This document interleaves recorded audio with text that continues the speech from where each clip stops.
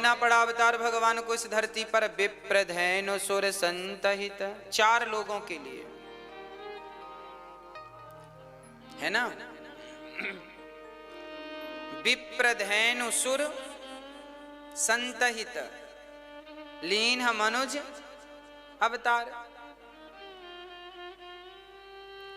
भगवान को अवतार लेना पड़ा इसलिए कि विप्रधेनु, विप्र मतलब ब्राह्मण, धेनु मतलब गाय, सुर मतलब देवता, संत मतलब साधु संत। जब इस धरती पर लोग गाय का सम्मान करने की जगह गाय को मारने लग जाएं, जब लोग ब्राह्मणों का सम्मान करने की बजाय ब्राह्मणों का अपमान अनादर करने लग जाएं, जब देवताओं की पूजा करने की जगह मूर्तियों को तोड़ने लग जाएं, जब साधुओं का सम्मान करने की जगह साधुओं का अनादर करने लग जाएं, तब भगवान को लगता है कि अब धर्म खतरे पर है, तो धर्म की स्थापना करने के लिए भगवान इस धरा पर अवतार ले लेते हैं। इसलिए हम कहते हैं वेद जो कहते हैं वो पालन करो, अपने जीवन में कभी किसी का अपमान ना करो, अनादर ना करो, कर सको तो सम्मान करो। विप्रधेनु, ब्राह्मणों का सम्मान करो, सेवा करो, गाय की सेवा करो, गाय की वंदना करो। गाय हमारी गावो विश्वस्य मातरः, गाय हम सबकी आज से नहीं, जब हमारा जन्म नहीं हुआ था तब से वो हमारी माता है या नहीं? इसलिए गाय हमारी माता है, गाय की पूजा करो। आप गाय का अनादर ना करो। गाय माँ है, ब्राह्मण पूजनीय है, साधु वंदनीय है। माँ नहीं, मात पिता नहीं देवा, माता पिता को नहीं मानते लोग, साधुओं को नहीं मानते लोग, तब भगवान को लगता अब हमें जाना पड़ेगा। तो भगवान इस धरती पर अवतार लेते हैं। कभी राम बनकर आए तो कभी कृष्ण बनकर आए, तो कभी नरसिंह बनकर आए, तो कभी वामन बनकर आए, तो कभी धनवंतरी बन के आए, तो कभी मोहिनी बन के आए, तो कभी कपिल बन के आए, कभी हयग्रीव बन के आए, तो कभी अनेक अवतार, बाराह बन के, नारद बन करके, सनकादि बनकर भगवान ही प्रकट हुए। अनेक अवतार ठाकुर जी ने लिए हैं केवल इसलिए कि प्राणी मात्र की रक्षा हो। अब दशरथ जी के बुढ़ापे में 4 बच्चे हो गए। दशरथ जी तो नाच रहे हैं, झूम रहे हैं। क्यों झूम रहे हैं? क्योंकि जन्मे हैं 4 भैया, अवधपुर बाजे बधैया, है ना। घर घर बाजे ढोल नगाड़े, घर घर बाज। दुनिया को मैसेज देने के लिए, दुनिया वालों, जिस पैसे के लिए तुम रिश्ते बिगाड़ते रहे, जिस पैसे के लिए तुम झगड़ा करते रहे, जिस पैसे के लिए तुम तू मैं करते रहे, देखो मरने के बाद पैसे बरस रहे हैं, हर कोई लेने को तैयार नहीं। पड़ा है मुर्दा, ऊपर पैसे बरस रहे हैं। जिंदा था तो 1-1 रुपए के लिए लड़ता था, 1-1 इंच के लिए लड़ता था। मर गए तो पैसे ऊपर पड़े हैं, उठाने की ताकत नहीं है। तो संसार में जो उलझा हुआ है बहुत घाटे में है। जो भगवान में लगा है, भगवान रूपी राम नाम रूपी धन समेट रहा है, उससे बड़ा अमीर कोई नहीं। इसलिए समेटना है तो भगवान का नाम रूपी धन समेट लो।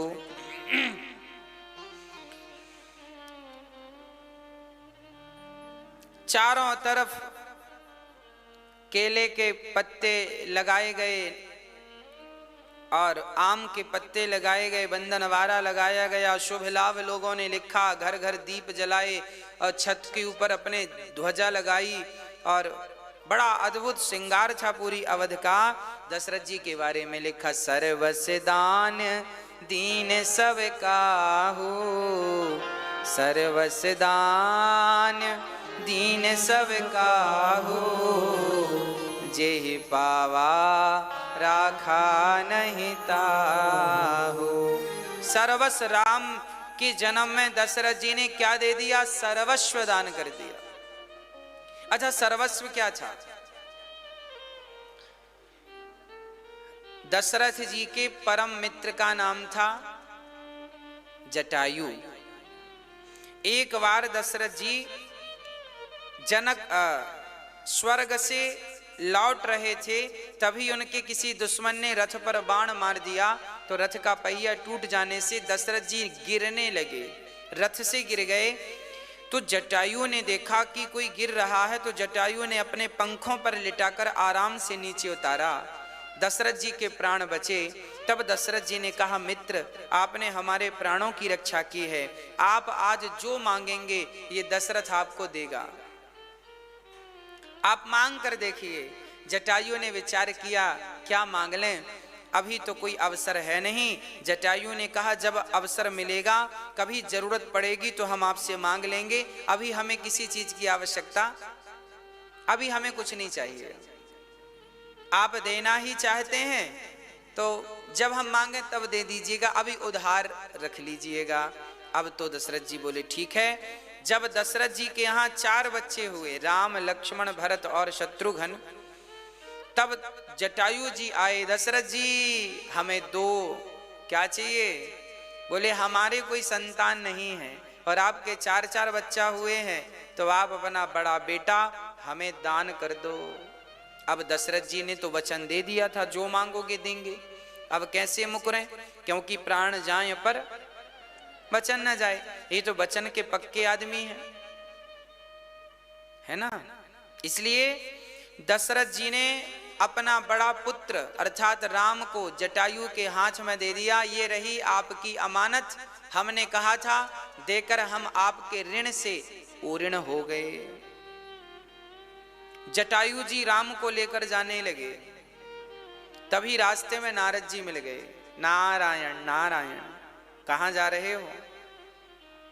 जटायु बोले हमारा बच्चा है, हम लेकर जा रहे हैं। नारद जी ने कहा, ये बताओ, ये नन्हा सा है, इसे तुम दूध कहाँ पिलाओगे, पालन कैसे करोगे? जटायु ने कहा, बात तो सही है, ख्याल कैसे रखेंगे? नारद जी ने कहा, अभी मत ले जाओ, बड़ा हो जाए फिर ले जाना, अभी जमा करो। तब दशरथ जी के पास फिर लेकर पहुंच गए, सुनो अभी नहीं दो हमें, जब बड़ा हो जाए तब ले जाएंगे हम, यही लिखा है। देखो लिखा है, गोस्वामी जी ने लिखा है, गोस्वामी जी लिख रहे हैं, सर्वस्व दान दीन सब काहू, सर्वस्व दान कर दिया। अरे एक भक्त का सर्वस्व क्या है? भगवान। और एक पिता का सर्वस्व क्या है? पुत्र। क्या अर्थ निकला? दशरथ जी ने पुत्र का दान कर दिया, और जेहि पावा राखा नहीं ताहू, जो दान लिया वो रख ना सका, वापस कर दिया कि अभी हम नहीं ले जाएंगे। तो यहाँ गोस्वामी जी इशारा कर रहे हैं, आगे एक जगह और इशारा होगा, वो भी मैं बताऊंगा आपको। तो राम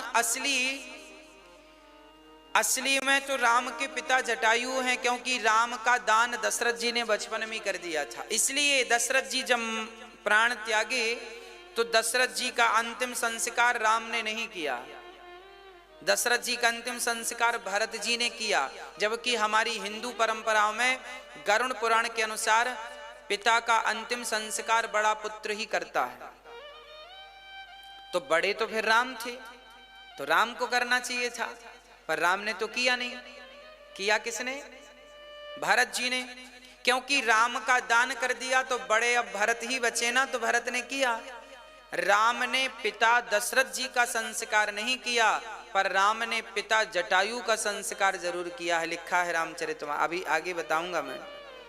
अपने पिता जटायु का संस्कार भगवान श्री राम ने बड़ी विधि विधान से किया, क्योंकि उन्हें पता था कि यही मेरे पिता हैं, मेरे पिता ने इन्हें दान कर दिया है।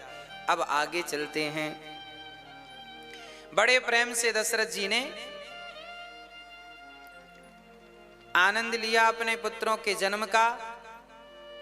जटायु की कथा पर हम इस प्रसंग को और स्मरण कराएंगे आपको। अब ग्रह ग्रह बाजत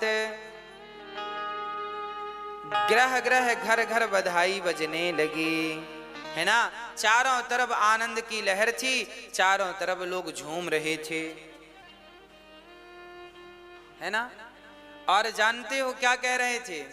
हाँ, चारों तरफ झूम रहे हैं और लोग भजन कर रहे हैं। भी अयोध्या रहने का अवसर मिला है ना। जब भी हमें कोई नजर आए, कोई में कोई भी, XYZ कोई भी, तो क्या कहें? जय सिया राम, दंडवत सरकार, दंडवत, सबको दंडवत।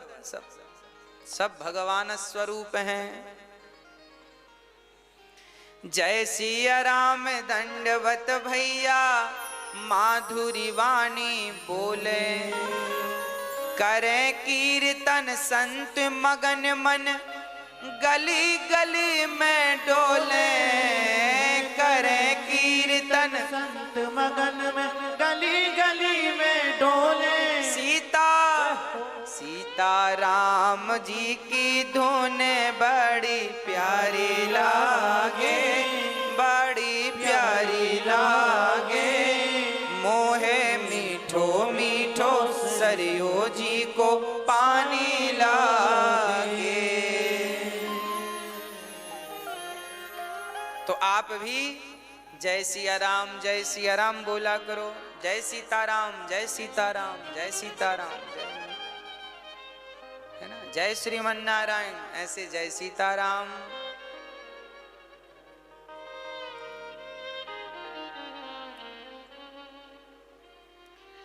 जय सीताराम, जय सीताराम। अब देखो क्या हुआ आगे। दशरथ जी महाराज बड़े आनंद से झूम रहे हैं, नाच रहे हैं। अब भगवान थोड़ा से बड़े हुए, सुंदर श्याम गौर सुंदर दो जोरी। आहा, लक्ष्मण जी गोरे हैं और राम जी सांवले हैं। इतना सुंदर दर्शन कहाँ मिलेगा? जो निर्गुण निराकार ब्रह्म था, आज वह परमात्मा मेरे राम सगुण बनकर आए। राम लक्ष्मण भरत शत्रुघ्न, शत्रुघ्न। एक दिन क्या हुआ, चारों थोड़ा बड़े हुए तो मैया यशोदा आज राम को अपना दूध पिला करके और कौशल्या मैया पालकी पे लिटाई। अच्छा, माँ कौशल्या का नियम था, सुबह पूजा करती थी। पूजा किसकी करती थी? लक्ष्मी नारायण भगवान की, है ना। पूजा किनकी करती थी? लक्ष्मी नारायण भगवान की। कौशल्या मैया भी रामानुजाचार्य परंपरा से थी ना, दशरथ जी, क्योंकि लक्ष्मी नारायण की पूजा चलती थी। तो उनके यहाँ नारायण भगवान का मंदिर था और नारायण लक्ष्मी नारायण की पूजा करती थी। तो एक दिन क्या हुआ, मैया यशोदा पूजा करने लगी, तभी राम जी जाग गए। पालकी पर सोए थे, राम जी जाग गए और जागे तो मैया पूजा छोड़कर राम को थाप देने, ठोकने चली गई। ऐसे हल्का सा हाथ मारो, धीरे धीरे बच्चे सो जाते हैं, थापी दे रही हैं, सो जा लाला, सो जा लाला, सो जा सो जा। राम जी सो गए। तब फिर मैया ने पूजा पूरी की, भोग लगाया, है ना। हलवा बनाया था आज मैया कौशल्या ने, तो तुलसी पत्ता डालकर आंख बंद करी और लक्ष्मी नारायण का भोग लगाया। माँ कौशल्या, हे प्रभु पाओ। जैसी आंख खुली तो राम जी बैठे सामने और राम जी हलवा खा रहे हैं। अब मैया बोली, राम राम, मैंने तो इसे अभी सुलाया है। तुरंत दौड़ कर गई मैया, तो वहां राम जी सो रहे थे, है ना। यहां राम जी सो रहे थे और सिर घुमा कर देखा तो वहां राम जी हलवा खा रहे हैं। अब मैया घबराई। तुलसीदास जी इस दर्शन को चौपाइयों में चौपाईबद्ध करते हैं। यहाँ उहाँ दुई बालक देख देखा, मति भ्रम मोर की आन विशेषा,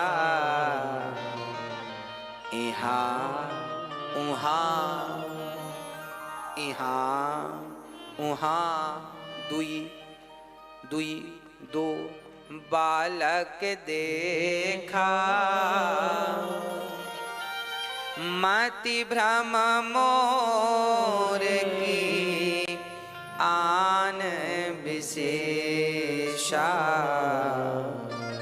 देखी राम जननी अकुलानी, प्रभु हंस दीन मधुर मुस्कानी।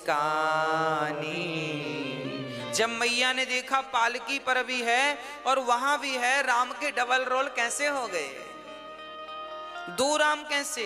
अब मैया घबराई है भगवान, जब मैया घबराई अकुलाई तो वहां हलवा खाने वाले राम जी ही करके मुस्कुरा दिए, ही करके हंस दिए। और जब हंसे तो क्या हुआ,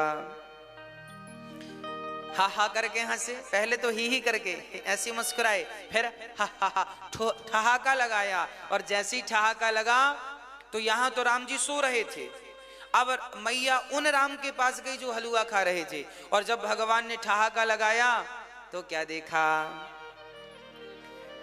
दिखे रावा मातहि निज अद्भुत रूप अखंड, राम राम प्रति लागे कोटि कोटि ब्रह्मांड। वही बात है कि जैसे श्याम सुंदर को मैया ने पूछा तूने लाला माटी खाई है, श्याम सुंदर बोले मैया मैंने माटी ना खाई, चल तो अपनो मुंह खोल। कन्हैया ने मुंह खोला, मुंह खोला तो इतने से मुंह में पूरा ब्रह्मांड नजर आया। उसी तरह आज मां कौशल्या को भी भगवान कितने से मुख में पूरा ब्रह्मांड नजर आया। अरे राम भी अपनी मां को ब्रह्मांड दिखाते हैं। अच्छा ये क्यों किया भगवान ने, अभी तो जन्म ही लिए हैं, छोटे से हैं और मुंह में ब्रह्मांड क्यों दिखा रहे हैं। भगवान सावधान कर रहे हैं, दुनिया वालों अब मैं सामान्य लीलाएं करूंगा, तुम ये ना समझ लेना कि मैं तुम्हारे जैसा हूं। भगवान हूं मैं जिसके राम राम में ब्रह्मांड लटक रहे हैं। अच्छा ब्रह्मांड किसे कहते हैं जानती हो मेरी मां, एक ब्रह्मांड मतलब एक ब्रह्मांड में क्या क्या होता है। आकाश गंगा, कितनी आकाश गंगाएं हैं, कितने ब्रह्मांड पता है। साइंस ने भी बहुत सारी आकाश गंगाएं और ब्रह्मांड इत्यादि की चर्चाएं की हैं। चलिए मैं तो शास्त्रोक्त बात करूं आपसे। ये पृथ्वी है, ऐसी और भी पृथ्वियां हैं। जैसे हमारी पृथ्वी का एक सूर्य है, एक चांद है, एक पृथ्वी, एक आकाश, एक सूर्य, एक चांद, ये हमारी पृथ्वी है, ये हमारा ब्रह्मांड है, इसमें हम रहते हैं। संपूर्ण पृथ्वी जिसमें 7 समुद्र आ गए, ये हमारा ब्रह्मांड है, हमारी पृथ्वी है। ऐसे और एक पृथ्वी का एक सूर्य, एक चांद और पूरा ऐसे ऐसे ऐसे तमाम पृथ्वियां, हर पृथ्वी का एक सूर्य चंद्रमा अलग, 7 समुद्र अलग, हर पृथ्वी। ऐसे कितनी पृथ्वियां हैं, ऐसे कितने ब्रह्मांड हैं जो भगवान के एक एक रोम पर लटक रहे हैं। अच्छा आपने देखा होगा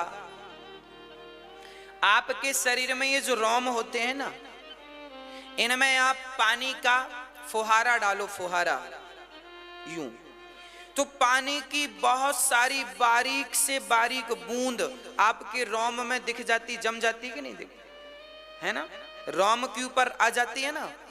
मतलब वो इतनी हल्की बूंद होती है कि आपके रोम में ही लटकी रहती है। हाँ या ना, हाँ या ना, हाँ जी। जैसे हमारे शरीर के रोम में पानी की बूंदें लटकी रहती हैं, उसी प्रकार परमात्मा के रोम में ब्रह्मांड लटक रहे हैं। उसी तरह जैसे हमारे जल की बूंदें लटकी पड़ी हैं, जल की फुहार हल्की सी, कण बारीक सा। देखा है आपने, महसूस किया? हाँ जी। कहने का अर्थ यह है वो भगवान है। रोम रोम प्रति लागे कोटि कोटि ब्रह्मांड।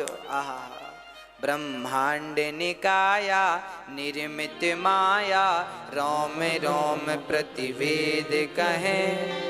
ये बात रामचरितमानस में एक बार नहीं आई, बार बार आई है। जो महत्वपूर्ण बात होती है ना, आप उसे दोहराते हैं, है ना। आप बाजार जा रहे हैं तो पत्नी कहेगी सुनो, घी बिल्कुल नहीं है, दिया बत्ती के लिए भी घी नहीं है, रोटी में चुपड़ने के लिए भी घी नहीं है, कुछ लाना मत लाना, घी ले आना। हाँ हाँ ले आएंगे। अब पति बाजार झोला टांग कर गाड़ी पे बैठे तो फिर याद, घी ले आना। इसका अर्थ क्या है? दो बार क्यों कह रही है?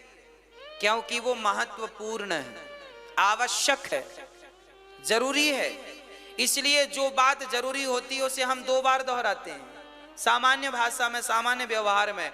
उसी प्रकार भगवान के रोम रोम में ब्रह्मांड लटक रहे हैं। गोस्वामी तुलसीदास जी ने यहीं पर दो बार दोहरा दी, एक ही प्रसंग में।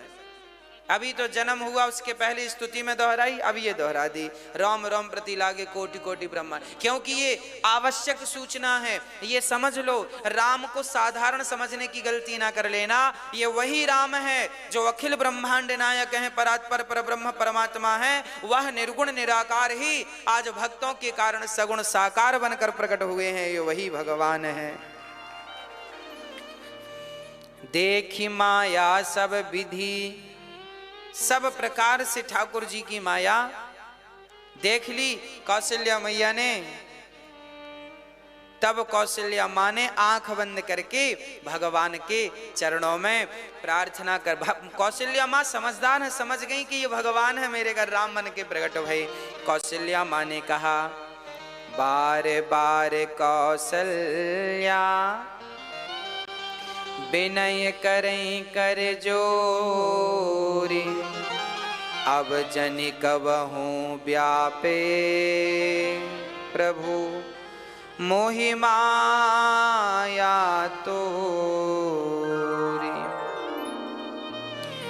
अब प्रार्थना कर रही हैं कि हे प्रभु, कौशल्या माँ के हे प्रभु, जैसी माया का दर्शन आज आपने कराया, यहाँ वहाँ दुई बालक, ऐसी माया अब मत दिखाना, मैं घबरा जाती हूँ। भगवान की माया से बच के रहो बाबा, यही ठीक है। माया के चक्कर में उलझना बड़ा नुकसानदायक है। प्रभु से प्रार्थना करो, प्रभु आप तो। अच्छा एक बात बताओ, नदी के बीच में रहना ज्यादा अच्छा है कि किनारे पे? बीच में रहने वाला भंवर में फंस गया तो सीधा अंदर। ऐसी भगवान की माया भंवर की तरह, कोई फंस गया सीधा डूब जाता। इसलिए माया के चक्कर में ना पड़ते हुए किनारा पकड़ लो। एक आदमी साइकिल से जा रहा था, बड़ी मस्ती, बीच सड़क में साइकिल यूं यूं यूं चला रहा था, है ना, झूम बराबर झूम शराबी की तरह यूं यूं साइकिल जा। पीछे से ट्रक वाला आया, ट्रक वाले ने आवाज लगा, ए साइकिल किनारा पकड़, मरेगा, बीच बीच चल रहा है। साइकिल वाले को ट्रक वाले की बात अच्छी लगी, साइकिल वाइकल छोड़ा, सीधा हरिद्वार चला गया, बाबा जी बन गया। किसी ने कहा, वाह, कल तक तो साइकिल चला रहे थे, आज बाबा जी बन गए, क्या हुआ? बोले हमें ट्रक वाले ने ज्ञान दे दिया। कैसा ज्ञान दिया? बोले ट्रक वाले ने कह दिया बीचों बीच चलेगा तो मरेगा, किनारा पकड़। मुझे लगा बहुत चल लिया बीचों बीच। अरे संसार में, घर गृहस्थी में रहना ये बीचों बीच है, और बुढ़ापा आए उसके पहले ही संसार का त्याग करके भगवान को धारण कर लेना, यही किनारा पकड़ना है। अब आप बताओ, आप लोग अभी बीच में हो कि किनारे पे हो? आप यदि ज्यादा बेटा बेटी नाती पोता मेरा मेरी कर रहे हो, इसका मतलब अभी आप बीच में हो, जल्दी से भंवर में फंसने वाले हो। किनारा पकड़ लो। नाता एक राम जी से दूजा नाता तोड़ दे, आशा एक राम जी की दूजी आशा छोड़ दे, यही समझदारी है। बाल वाल पक गए हैं, दांत वात हिलने लगे हैं, धीरे धीरे मन हटाओ। नकली बत्ती सी फिट ना करा लो।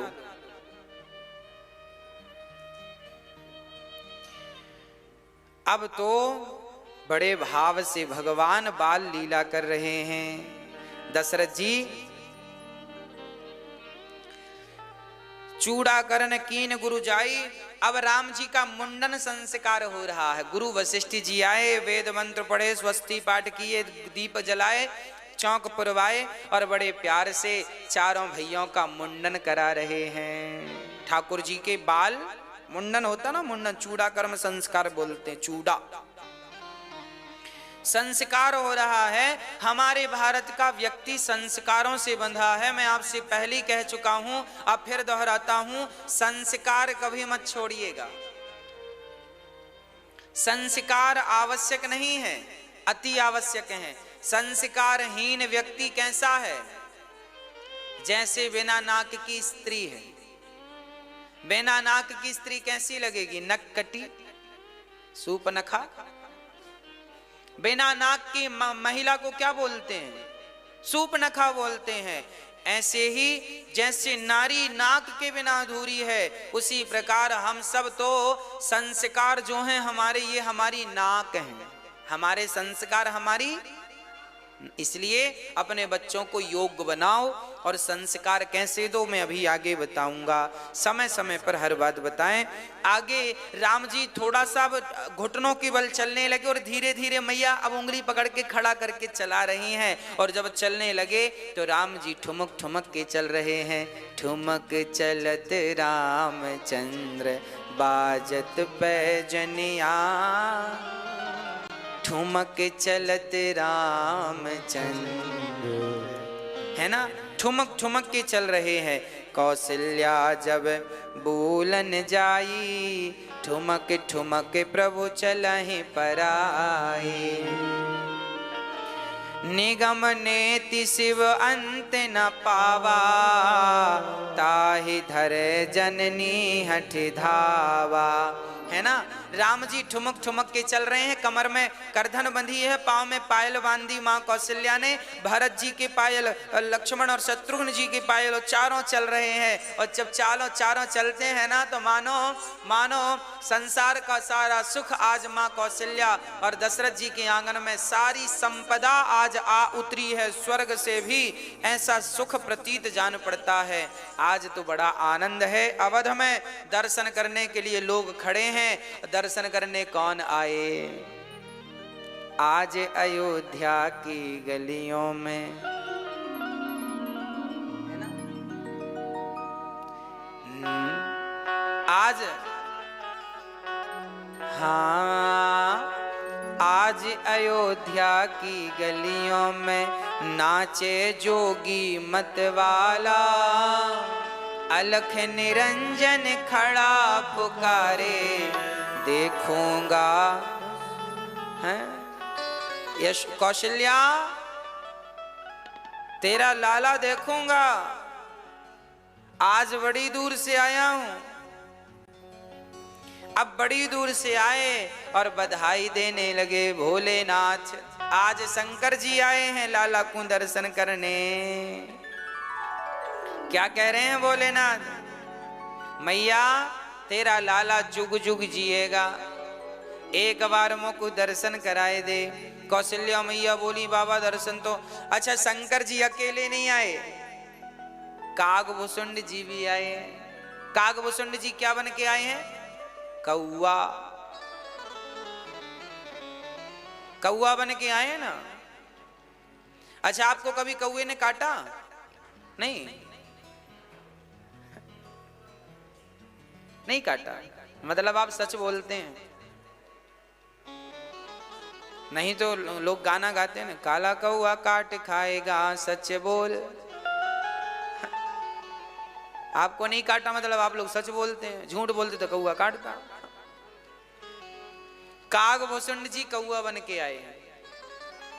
राम कथा के सबसे बड़े रसिया रसिक श्री कागभूषुंड जी हैं। आज रामलला का जन्म हुआ और अब राम जी को देखने भला कागभूषुंड जी ना आए। आहा, अच्छा कौआ बन के आए। किसी ने कागभूषुंड जी से कहा आप कौआ क्यों बने, हंस बन जाओ। भाई कौआ बहुत अच्छा थोड़ी होता, हंस बहुत अच्छा होता। हंस सफेद है, कौआ काला है। एक बार कौआ बड़ा नाराज हुआ ब्रह्मा जी पर, रो रहा था। एक महात्मा जी निकले, कौआ बोला महात्मा जी सुनो। महात्मा जी बोले क्या हुआ? बोले हम पर कृपा करो। क्या करें? बोले भगवान ने हमें कौआ बना दिया है। तो महात्मा जी बोले तुम क्या बनना चाहते हो? बोले हमारा तो जीवन बेकार चला गया कौआ। हम कहीं जाके किसी के घर में बैठ जाएं और काव काव करें तो लोग भगा दे दें, भाग कौआ।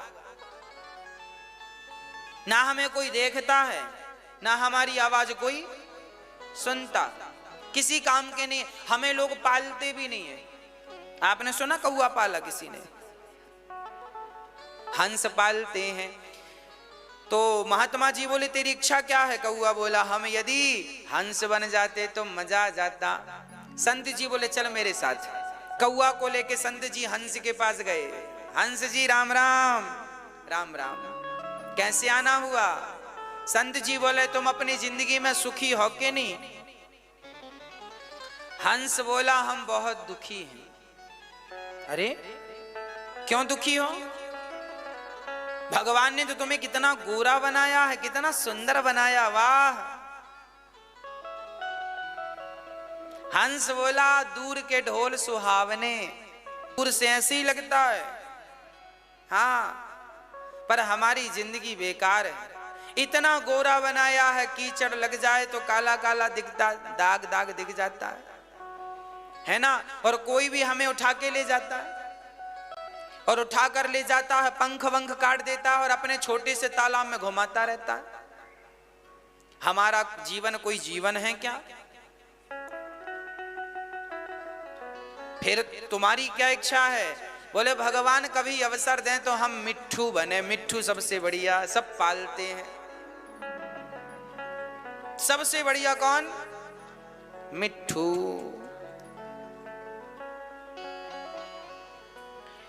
चलो मिट्ठू के पास चलते हैं। तोता शुक, चलो तोते के पास गए, कहो राम राम। तोते ने देखा कौआ, हंस और महात्मा जी आए हैं, कैसे आना हुआ? हंस बोला तुम बहुत सुखी हो इसलिए तुमसे मिलने आ गए। तोता बोला किसने कहा सुखी हो? अरे हम देखते हैं कितने तुम्हारी चोंच कितनी सुंदर है, पंख कितने, लोग तुम्हें देखने आते हैं, वाह कितना सुंदर है। तुमसे सुंदर कोई होगा? मिट्ठू बोला ये बताओ तुमने यहाँ कितनी परिक्रमा लगाई पेड़ की? बोले हमने 3 परिक्रमा लगाई। बोले मैं यहीं बैठा था, तुम 3 बार घूमे तब मैं दिखा। मैं पेड़ों के पत्तों में ही मिल जाता हूं क्योंकि उनका रंग और मेरा रंग एक सा है। पेड़ के पत्ते और मिट्ठू का रंग लगभग एक सा है।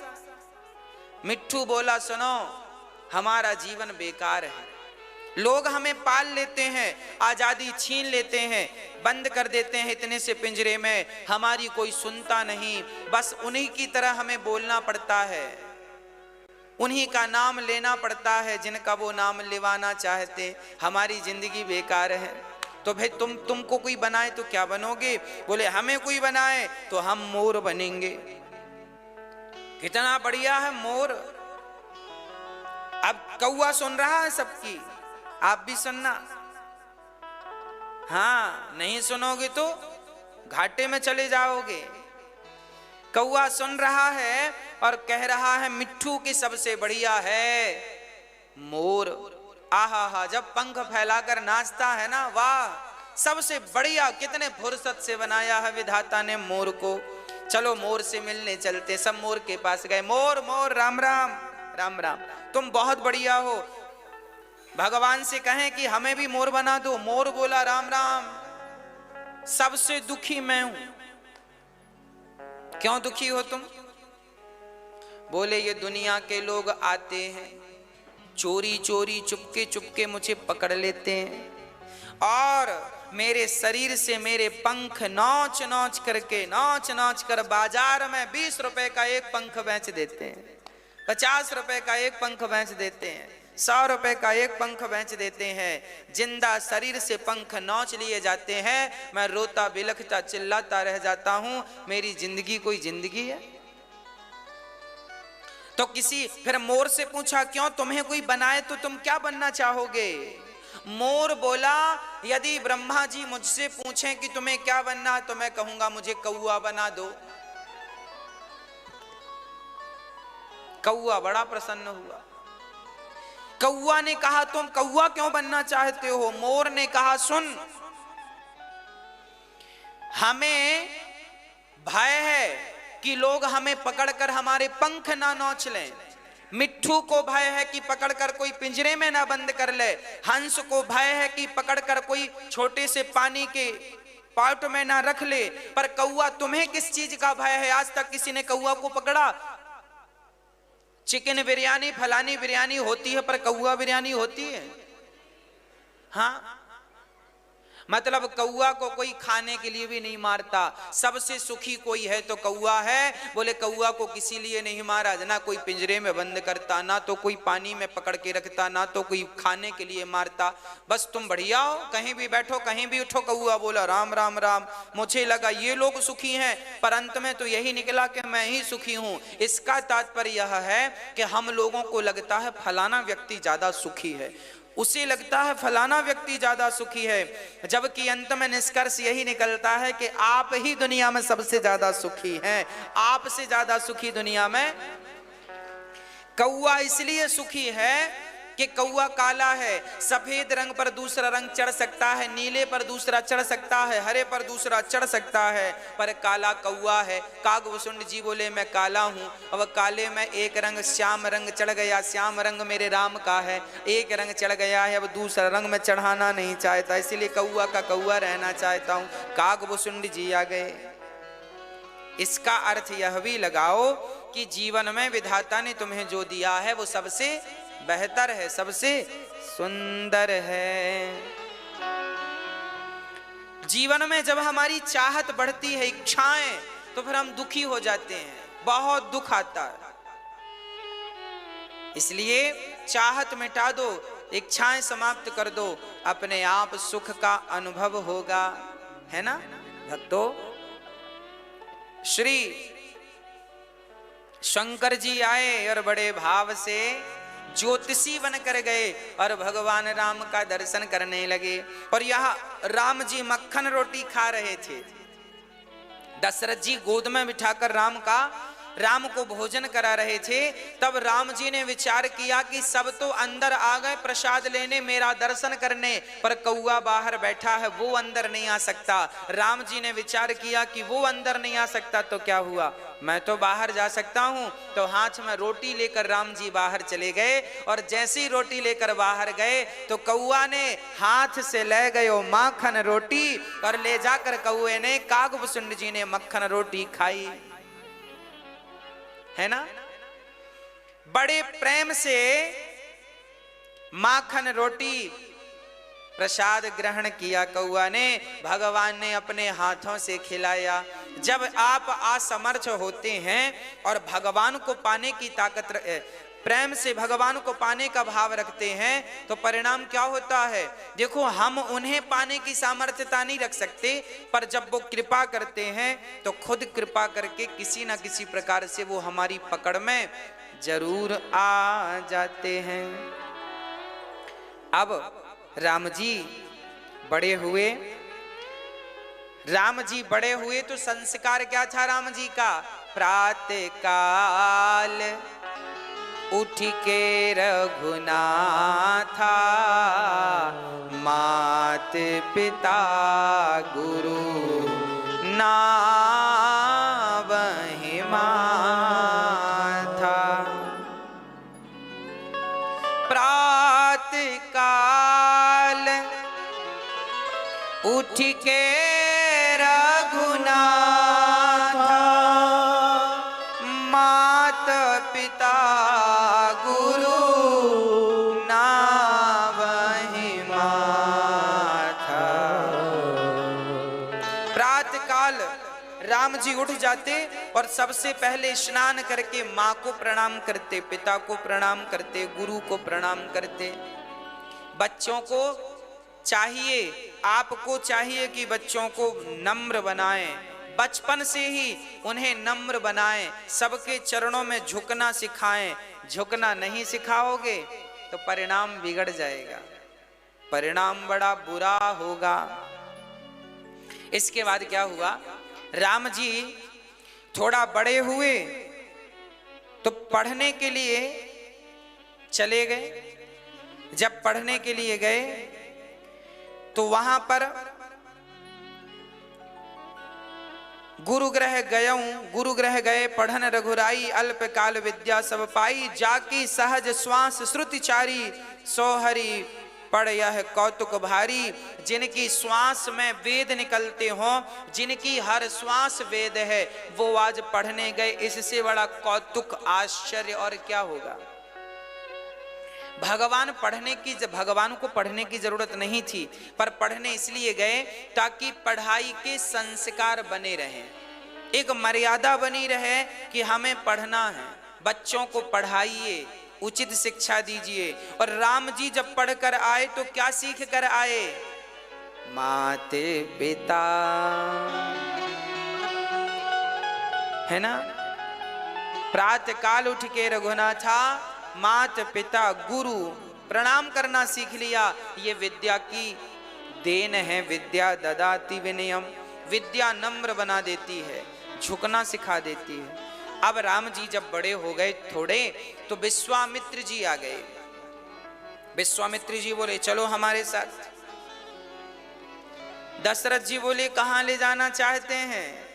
विश्वामित्र जी कहते हैं हमने यज्ञ किया है, पर राक्षस लोग हमारा यज्ञ, मारीच है, ताड़िका है, ताड़का है, ये हमारे यज्ञ को पूरा नहीं होने देते।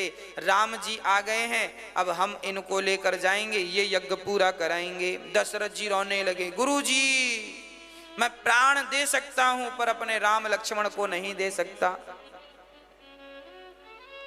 चारों सुत मोहि प्राण की नाई, राम देत नहीं बनय गोसाई।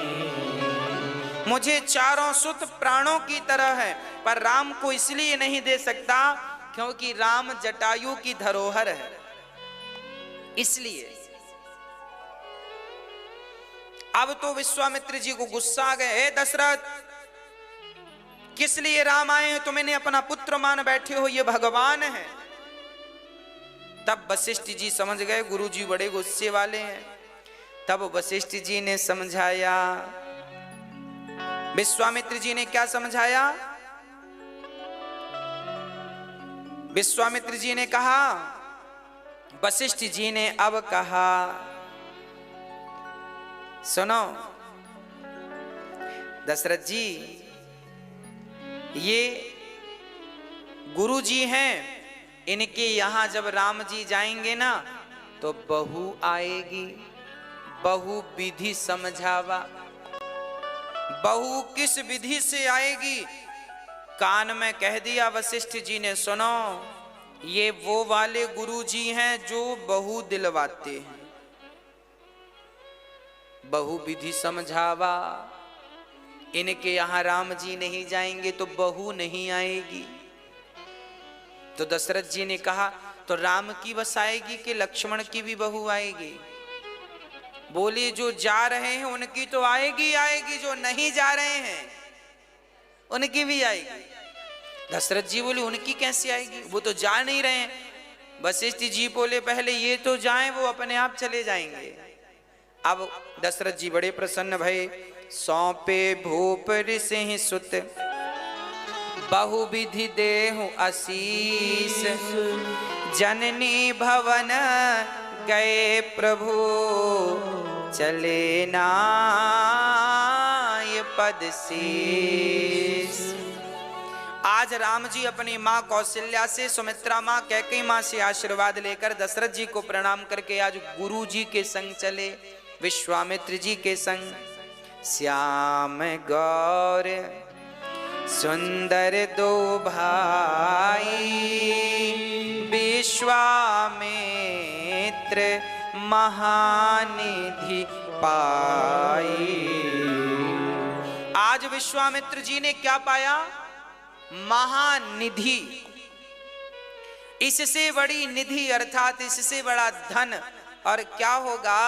कोई सोना चांदी पाता है, पर ऋषि मुनि देखो अपने तपस्या के बल पर भगवान को प्राप्त कर लेते हैं। धन्य है ये विश्वामित्र जी। आगे चलते चलते राम जी बड़ा कौतुक करते हैं। राम लक्ष्मण चलते चलते कहीं इस पहाड़ी पर चढ़ गए। विश्वामित्र, अरे बेटा राम आओ, फिर आए, थोड़ी दूर चलें, फिर इस तरफ चढ़ जाएं। विश्वामित्र जी बोले, हे भगवान, कैसे बच्चे हैं ये। अब विश्वामित्र जी बड़े परेशान होने लगे। ये विश्वामित्र जी की जिम्मेदारी थी। दशरथ जी ने कहा, अब से आप ही इनके माता पिता हो, संभालिएगा। जब जिम्मेदारी मिली तब समझ में आया कि बच्चों को संभालना कितना कठिन है। अब तो दशरथ जी को बड़ा डांट रहे थे विश्वामित्र जी, ये भगवान है, और अब खुद को मिले तो खुद घबरा गए, कहीं चोट ना लग जाए, कहीं गिर ना जाए। बड़ी जिम्मेदारी से लेकर जा रहे हैं। आगे विश्वामित्र जी ने कहा, यहां ताड़का रहती है, जरा सावधान। राम जी ने धनुष पर बाण चढ़ाया और धीरे धीरे चले तो ताड़का को खुशबू आ गई, है ना, मनुष्यों की खुशबू आ जाती है। अब ताड़का जैसी आई, हंसती हुई, आ गया हमारा आहार, हमारा भोजन आ गया, अब तो हम पेट भर के खाएंगे। कितने लोग हैं? 3 लोग हैं, खाएंगे हम। आगे बढ़ी ताड़का, और जैसे आगे बढ़ी तो एक ही बाण प्राण हर लीन्हा, दीन जानते ही निज पद दीन्हा। एक ही बाण प्राण हर लीना। आज राम जी ने एक बाण मारा ताड़का को, प्राण निकल गए। और क्या समझ लिया? दीन जानी तेहि निज पद दीन्हा। राम जी ने ताड़का को कहां भेज दिया? अपने धाम भेज दिया, साकेत भेज दिया। राम जी जहां रहते हैं अपने निज धाम, वहां भेज दिए। अच्छा, भगवान इतने दयालु हैं। देखो, पूतना भी पहले आई। कृष्ण जन्म में पहले पूतना को मारा और राम जन्म में पहली ताड़का को मारी। ये ताड़का और पूतना कौन है? ये अविद्या है। जब तक हम अविद्या को नहीं मारेंगे, अविद्या अर्थात अविवेक, अज्ञान, जब तक हम अपने भीतर की अविद्या अर्थात अहंकार को नष्ट नहीं करेंगे, तब तक हमारी गति नहीं। राम जी ने अविद्या को मारा, कृष्ण जी ने अविद्या को मारा। ताड़क पूतना मौसी आई तो वहां पर लिखा है, अहो वकीयम स्तन कालिकूटम जिघांसयापा ययदाप्य सात्वे लेभे गतिम धात्र्युचितां ततोऽन्यं कंबा दयालुं शरणं व्रजे। न जाने कौन से गुण पर दया निधि रीझ जाते हैं, यही सदग्रंथ कहते हैं, यही हरि भक्त गाते हैं। पूतना मौसी को मारा, यहाँ ताड़का को मारा। ताड़का को मारकर राम जी अब आगे बढ़ते हैं। गुरुजी निश्चिंत हो गए। अच्छा, भगवान ने ताड़का को क्या जाना? दीन जानते ही निज पद दीन्हा। भगवान ने से क्या जाना? दीन। अच्छा, दीन किसे कहते हैं? जेहि दीन प्यारे वेद पुकारे। भगवान को दीन बड़े पसंद हैं। दीन मतलब नवम सरल सब सन छलहीना। जो छलहीन है उन्हें दीन कहते हैं। हमारे गुरुजी कहते हैं कि जिनको अपने कल्याण का साधन पता ना हो उन्हें दीन कहा जाता है। जो लोग, अब देखो ना, जो लोग चोरी कर रहे हैं, पाप कर रहे हैं, गलत कर रहे हैं, ये कौन लोग हैं? ये दीन हैं। ये क्यों दीन है? देखो, इसलिए दीन है कि इन बेचारों से राम नाम भी नहीं लिया जाता। ये राम नाम ले लेंगे तो इनका बेड़ा पार हो जाएगा, पर अपना बेड़ा गर्त में ले जा रहे हैं। इनके मुंह से राम का नाम धोखे से भी तो नहीं निकलता। ये लोग धोखे से भी तो कथा नहीं सुनते, और जब कथा नहीं सुनते, संसार में पड़े हैं। हमने तो देखा है बूढ़े बूढ़े मर रहे हैं, मौत निकट है, फिर भी वो संसार की तरफ देख रहे हैं। पता नहीं भगवान की तरफ दृष्टि कब होगी। देखा है हमने, हम बड़े बूढ़े बूढ़ों को देखते हैं। एक बूढ़े हैं, उनकी उम्र लगभग 80-85 वर्ष की है। उनसे हम कहा करते हैं कि आधा घंटा बैठ के भगवान का चिंतन किया करो, पर वो ना भगवान का चिंतन कर पाते हैं, ना भगवान के लिए वक्त है। बस सुबह से शाम तक बेटों की सेवा में लगे रहते हैं। ये मेरे बेटे का, ये मेरा, ये मेरा, ये खेत मेरा, ये मेरा, ये सब। मौत का ठिकाना नहीं कब आ जाए। अभी तक भगवान की तरफ देखा नहीं। इन्हें दीन कहते हैं। ताड़का दीन इसलिए थी कि बेचारी मांस वांस खाती थी, भगवान का चिंतन करती नहीं थी, पर भगवान की कृपा हो गई। आज न जाने कौन से गुण पर, पता नहीं, भगवान गुण देख के थोड़ी गति करते हैं, वो तो अकारण करुणा वरुणालय है ना, तार दिया। गुरु जी ने यज्ञ कराया, विश्वामित्र जी ने धनुष बाण लेकर राम जी खड़े हैं, पहरा दे रहे हैं। तभी मारीच आया, है ना, मारीच आया तो क्या हुआ? मारीच को भगवान ने बिन फण का बाण मारा तो मारीच जाकर मॉरिशस में गिरा। मॉरिशस एक देश है, टापू है, भारत के बाहर मॉरिशस में गिरा। मॉरिशस आज उसका नाम इसलिए मॉरिशस पड़ा क्योंकि मारीच की नगरी है। मारीच गिरा वहां, उसे जिंदा किया है ना राम जी ने आगे के लिए। आगे यही तो सोने का मृग बनेगा, आगे की लीला इसी से तो आगे होगी। इसलिए राम जी ने तब के लिए से जिंदा छोड़ दिया।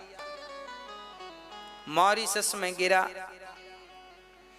और निडर होके जब गुरु जी ने यज्ञ किया, और भी दैत्य आए हैं, राम जी ने सारे दैत्यों को पछाड़ दिया। अब राम जी ने गुरु जी का यज्ञ पूरा कराया। गुरु जी ने अपने शक्तियां अपने शिष्य राम लक्ष्मण को प्रदान की, बहुत सारी तपस्या प्रदान की, अस्त्र शस्त्र दिव्यास्त्र प्रदान किए। ऋषि मुनि अनुसंधान करके रखते थे बड़े बड़े अस्त्र दिव्यास्त्र, वो सारे अस्त्र राम को योग्य समझ कर दे दिए। योग्य शिष्य को ही गुरु सारी विद्या देता है, नहीं तो गुरु विद्या नहीं देता सबको। समझता है कि ये तो योग्य नहीं है, जो योग्य है उसे देता है। उसके बाद जनक जी के यहां से बुलावा आ गया। गुरु विश्वामित्र जी के यहां, जनक जी के यहां क्या चल रहा था? यज्ञ चल रहा था। कौन सा यज्ञ? धनुष यज्ञ सुनि रघुकुल नाथा, हरसि चले मुनिवर के साथ। चल पड़े राम जी। अच्छा, धनुष यज्ञ बड़ी दूर दूर जनक जी ने निमंत्रण दिया था, सबको निमंत्रण दिया था, पर कुछ लोग कहते हैं दशरथ जी को निमंत्रण नहीं मिला। हाँ, देखिए जनक जी ने डिंडोरा पिटवाया था सब तक, अब कोई सुने तो आए, नहीं सुने तो उसकी मर्जी। भाई आपके घर हम लोग निमंत्रण देते हैं जब भी, तो घर में एक आदमी को बोल दिया जाता, भैया जी निमंत्रण है। घर में 20 सदस्य हैं तो 20 को थोड़ी बोला जाता, मुखिया को बोल दिया जाता। ऐसे नगर में एक को बोल दिया, सबको हो गया। सीता